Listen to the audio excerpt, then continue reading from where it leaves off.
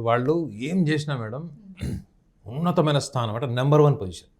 They always want to be number 1. వాళ్ళకి number 2 number 3 ఇష్టం ఉండదు. ఆ నెంబర్ 2 స్థాయికి వస్తే ఆ ఫీల్డే వదిలేస్తారు. సో అసలు 2026 వీళ్ళకి ఏం చెప్తుంది? ఒక లైన్లో చెప్పాలంటే the year of duality. Duality అంటే ఏంటి మేడం? మనం జనరల్గా మాట్లాడతాము ద్వైతము అద్వైతం అని మాట్లాడతాం కదా. డ్యుయాలిటీ అంటే వీళ్ళ ఆలోచనలు 2 రకాలుగా విడిపోతాయి ఈసారి.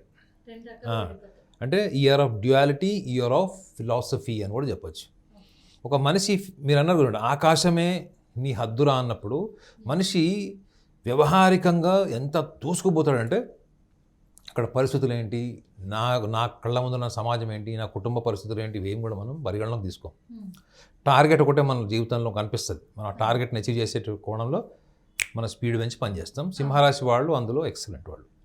వాళ్ళు ఒకళ్ళని అనుకరించరు, వాళ్ళని కాపీ కొట్టరు, వాళ్ళు చేయాలనుకున్నది మాత్రం ఎవ్వడి కోసం మానుకోరు.